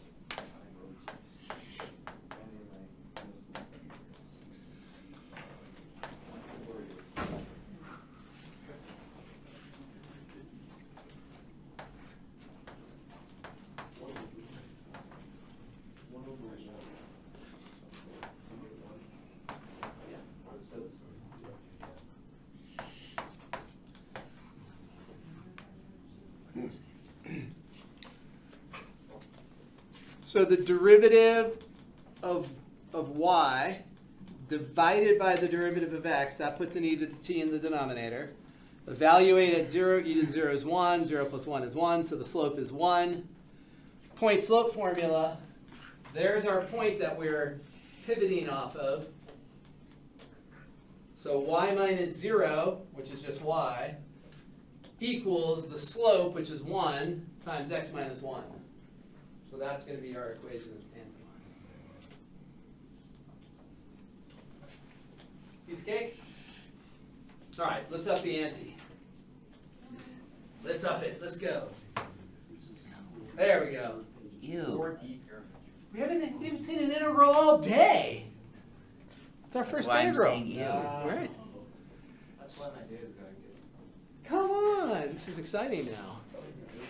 So now if we have a parametric curve, we can find its arc length by using this. Now remember back, I believe it was in the first unit, when we found arc length, remember it was the square root of 1 plus y prime squared? The square root of 1 plus y prime squared? That was arc length. So the only difference here is that instead of 1 plus y prime squared, we separate the two derivatives. I would write this that way, x prime squared plus y prime squared. Instead of introducing new letters, f and g, let's just stick with x and y. So it's totally fine to just write this integral from a to b as the square root of x prime squared plus y prime squared dt. Okay, so let's get into the weeds for a second. Remember back when we were using ds. ds squared is dx squared plus dy squared. So recall that if we have a curve and we are looking at points on the curve, dx and dy are right here. ds is right there. It's the hypotenuse. Delta s would be the change along the curve between those 2 points. So that distance right there along the curve, that's delta s. But delta s would require us to have a number line along the curve that we could take 2 points and take their difference. We don't have a number line along the curve, so we don't have delta s. So ds approximates delta s. So if we want to find the exact change along the curve, that's approximated by the ds. But at any rate, from the triangle, you can see that this is true. And if we want to introduce a dt, we could do it like this. Right? Do you agree that if we multiply by dt squared and divide both of those by dt squared, those will all simplify to that? And now to get to ds, we take the square root of both sides, and the square root of dt squared is going to be dt. So this is showing us how to find the arc length differential in terms of dt. What we did prior, remember, we wrote ds as the square root of 1 plus y prime squared dx. That's how we did it back in Unit 1. So the only difference here is that we're introducing a dt, and we're rewriting the arc length differential in terms of dt instead of dx or dy, like we did in Unit 1. So once again, if we had a number line, and we could find two s values on the number line, we would just take their difference, but we don't know anything about the curve and the number line on the curve. So all we know are these t values, so we have to convert this into something that can use t values. So we want to use the dt relationship right there, then we can use t values. So we want to convert that to dt using that. All right, so here's how we do it. So find the arc length here. So first, let's find our derivatives. So x prime is 3, y prime is 4 in this case. So the arc length from t equals 0 to t equals 2, arc length leaves an s, a little s. So we are going to integrate the square root of the sum of the squares and then integrate with respect to t. So we're taking the x prime, square it, y prime, square it, take the square root, integrate with respect to t. So it's 9 plus 16, which is 25, square root of 25 is 5. So there's 5 integral 0 to 2 dt. So what does that total equal? 10. 5 multiplied. If we integrate a differential, we get the length of the interval. So 2 minus 0 is 2. So that is our arc length. So the main idea is that we have to convert the ds to t. And to convert it to t, we use this relationship. Square root of the derivatives squared and added. All right.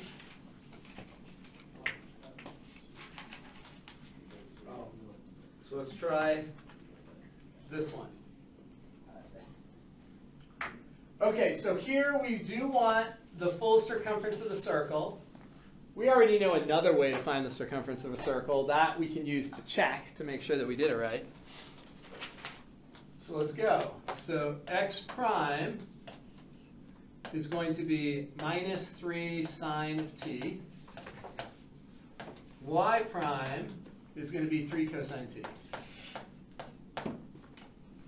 Okay, there are derivatives.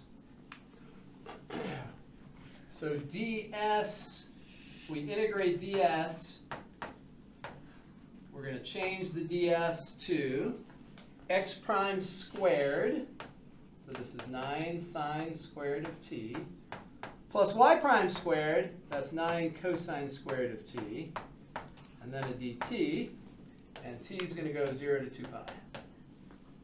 So that will be our arc length. Find x prime, find y prime, square them both, add them together, take the square root, integrate with respect to t. Oh, not too bad. Pythagorean identity or something? Pythagorean identity, 9 sine squared plus 9 cosine squared equals 9. So we get square root of 9 dt. And that's going to be 6 pi. Square root of 9 is 3. Length of the interval is 2 pi. So we multiply 3 by 2 pi and we get 6 pi. That was a cool problem. And if we did the circumference method, we know the radius here is 3. Circumference is 2 pi r, so it's 2 pi times 3, which is 6 pi. So if this is on a test, will we have to do the arc length method if we just know You it? think I'm going to give you one? I'm just saying. I'm not going to give you one that you can do geometrically. Okay. I promise. But if you did. But if I did, here's one that's more reasonable for the test. Ugh. Yeah, I don't know any shape that looks like half a circle. But you wouldn't look, if you looked at this on the test, would you even think that that's a circle? Okay, fair. Right? You wouldn't think, oh, that's a shifted circle of radius 3. But if I or radius knew, 2. But if you did, I might have to put a caveat in there, using an integral. So I better give you a curve that you definitely aren't going to recognize. All right, so here, same idea. We find our derivatives. So derivative of x is minus sine of t minus cosine of t. Derivative of y is minus sine of t plus cosine of t. There is our derivative. So the arc length will be the integral on the t interval 0 to pi square root of x prime squared plus y prime squared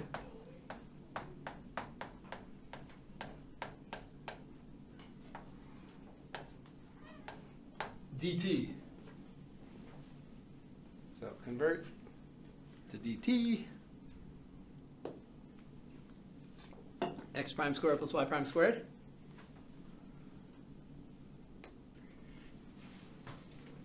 And you all are amazing FOILers, so this part should be fine. We're going to get sine squared t. A times b is cosine t sine t times 2, so that's 2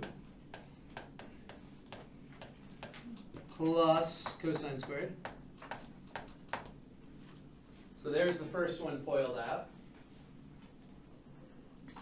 The second one FOILed out is going to look a heck of a lot similar. So that's going to be sine squared of t minus 2 sine t cosine t.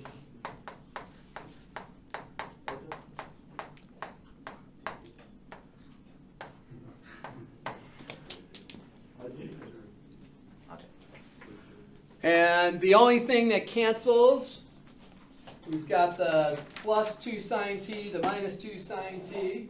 Those cancel. Sine squared plus cosine squared is 1. Sine squared plus cosine squared is 1. So this all boils down to the integral from 0 to pi root 2 times dt. So square root of 2 pi. Square root of 2 pi.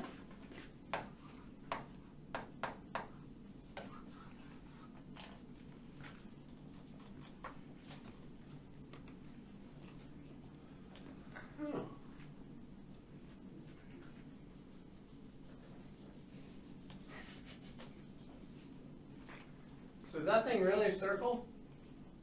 That's crazy. Is that really a circle?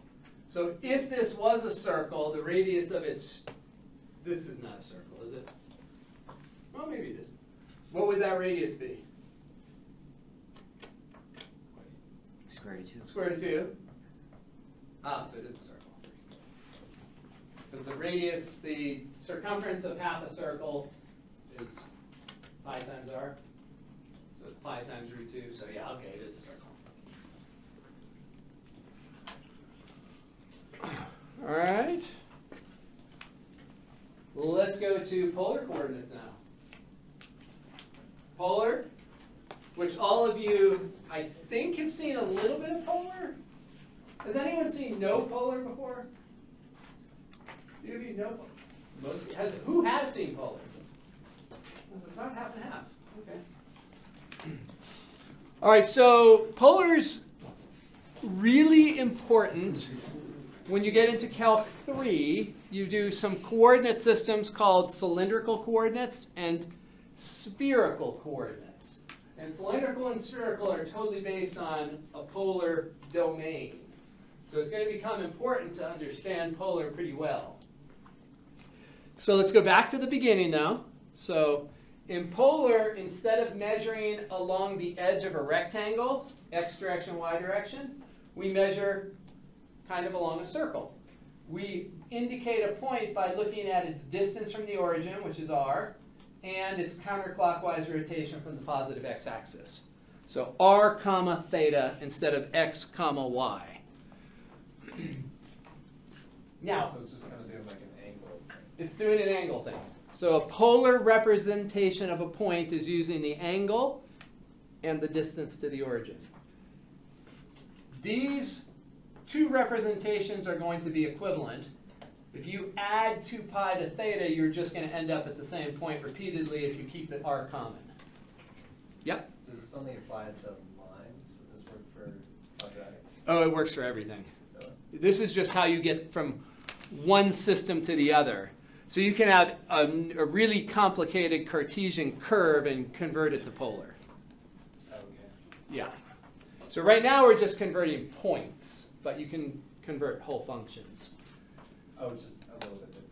Yeah, Okay. it'll look different. It'll be r as a function of theta instead of y as a function of x. Now that actually brings up a point that's kind of weird.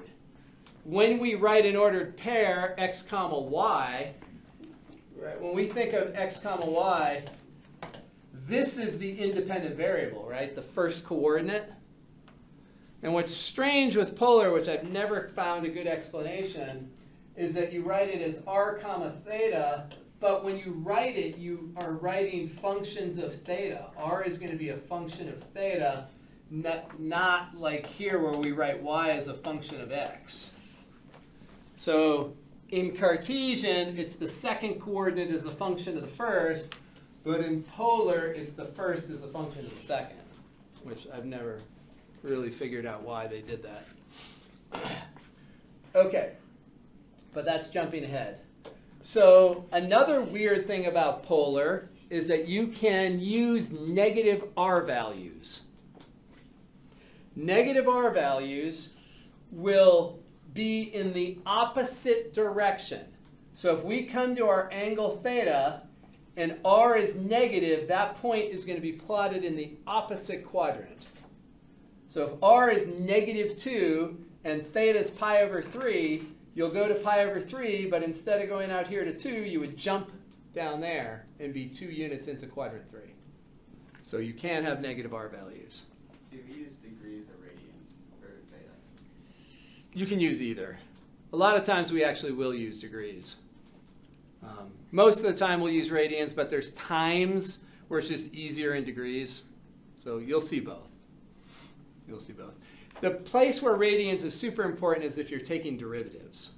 Because when you take a derivative, the assumption is that you're in radians. If your angle is in degrees and you're taking a derivative, you really need to use a chain rule.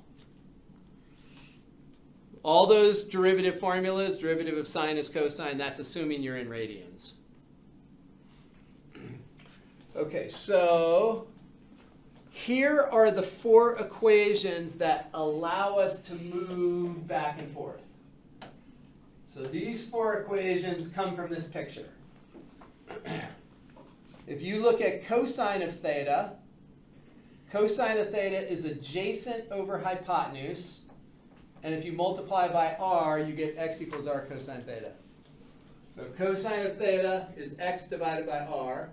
Sine of theta is y divided by r. Then they isolated x and y. Obviously, Pythagorean theorem for the triangle. And then the tangent function, y over x, that's how you are going to find.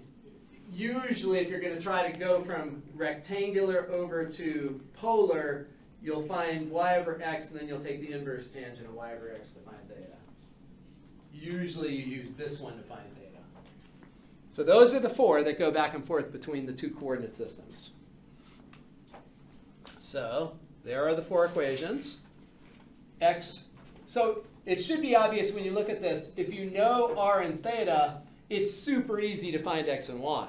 If you know r and theta, you just form r cosine theta and you've got x. You form r sine theta, you've got y. It's usually harder if you're given x and y to find r and theta. That direction is going to be a little harder.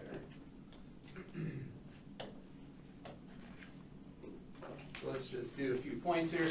Somebody pick a point up there. E. Okay, E. So we've got E right there. Let's represent E in 4 different ways.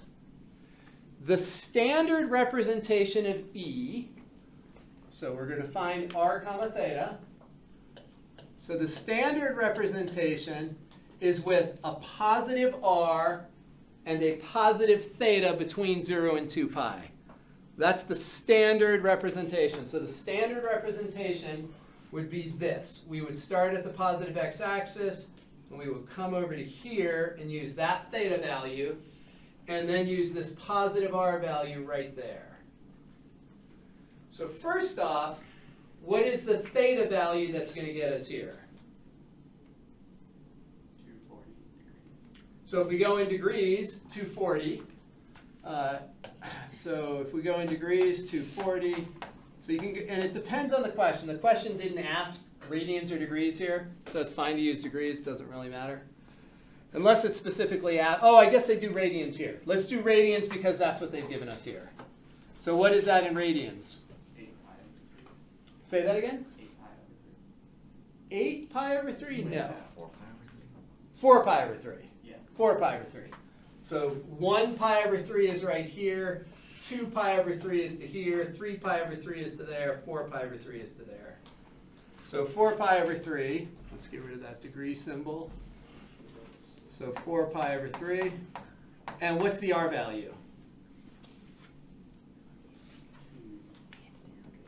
2? Just 2. Positive 2. So you go to the angle, and then you go out. If the r value is positive, you go in the direction of the terminal ray. So you stay in the quadrant that your terminal ray is in. So now we have positive r, positive theta. Now let's go with negative r, but positive theta. Negative r, but positive theta. So both of these are positive. So now let's go with positive. Did I say positive? I said negative theta and positive. Negative radius and positive theta. So what would that be? So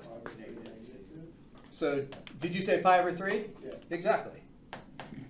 So pi over 3 to there, but then a negative radius is going to bounce us 180 degrees into the opposite quadrant. And there's still a whole bunch of other things you could do. You could add 2 pi and all those kind of things too to even make it weirder. So now let's go with a positive r and a negative theta. So a positive r and a negative theta. What would the negative theta, the kind of most obvious negative theta be? Close. Negative pi over 3 is going to bring you from here to here. But then we want to keep going to get to here, so it's negative 2 pi over 3. And then the fourth category, the most contrarian of them all. This is what Austin's looking for. The most contrarian of them all. Negative r and negative theta. What would be the negative theta?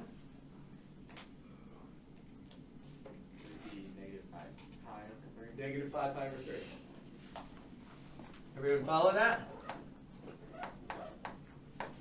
So negative 5 pi over 3 is going to take us all the way around to here, and then we're going to bounce with a negative r value to get into quadrant 3. So wouldn't the That's farther you overkill. get from the origin, the more janky the system would become, because you'd have to get like finer and finer. And we don't have to write all 4 of them, do we? No. Usually we're just going to stick with this. This one is the most important one. Right there. Makes the most sense. The one that makes the most sense. Yeah. The contrarian ones are for, our contrarian peers. You know why? But when I'm not you get contrarian. farther from the origin. Yeah, what do you mean by I'm that? not contrarian. Because when you have to split the Yes, degrees, you go are. more and more and more. No. If you're getting further from the origin, No, it's just like if you were like 112 when is you're screwed. here versus when you're out. so that just tells you that so if you're along this line and you're way out there, it just means your r value is going to be bigger.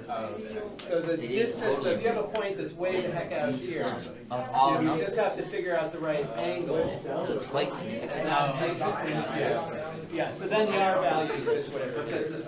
Generally. You can't just hate it. No, it feels that way. It feels that way. You hate it so much. It's not real. You'll learn to love Oh, it. yes, it's real. I don't think There's it's no Square there's root no of I in it. answer, square root of answer. right? You know what I'm saying? No?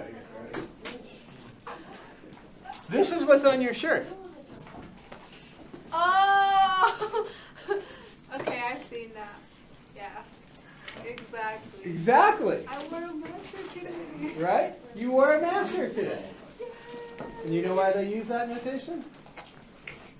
Because a square root, another word for square root, is a radical. Oh! Vans, clever math marketing. Math. Square root of ANS.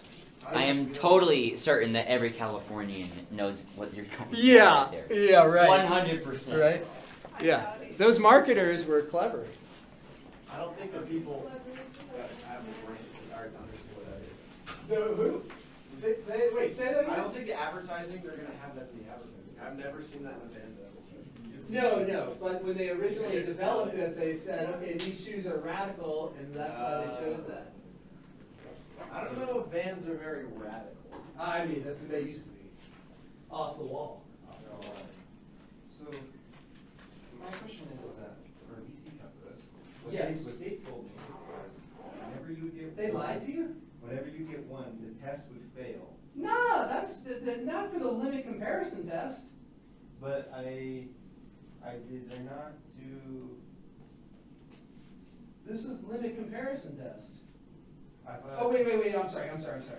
Yeah. Oh, did I screw that up? Was I think, wait, hold on. So I did root test. I know for. Oh, hold on one sec, hold on. Where's 8? Let's read the question. Determine whether the following alternating series converges absolutely. Okay, so you first did this. Yeah, and I said that is equal to 0. Yes, and then, yes, you did your alternating series right. And then we wanted to know if the series of absolute values converges. So you did the ratio test. Oh, shoot, yeah, that's right. I was thinking, what one do we do limit comparison on? I think it's this. Yeah. I was grading fast there.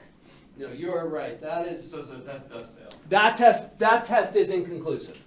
Yeah, that test isn't. You're right. You're 100% right there. And then. Yeah, that's wrong. Yeah, that is correct. But That's not DCT. But this is not DCT. Yeah. That is not DCT. But this is not a 2-point error though. This is only a 1-point error. Okay. That's not a cool. 2-point error. Cool. This is a 2-point error because I thought there was a misconception with the conclusion of the test, but actually your conclusion is right there. So- Okay, cool. But then this is just a P series. Yeah, So you should get 1 more point. cool. No, that's not your test. Right here. Yeah, good catch. And that number was. I just thought it was like a weird BC calculus thing that they taught me wrong.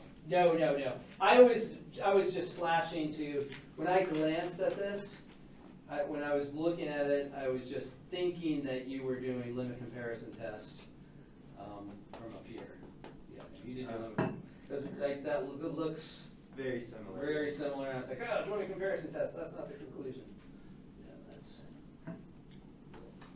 And then for this one, did you want me to say like? So if you look at your worksheet, I tried to explain it on the worksheet. So K being 9 only is going to tell you how many terms, because you did this wrong on all 3 of your, or on 2 of your 3, where you were thinking K was the number of terms.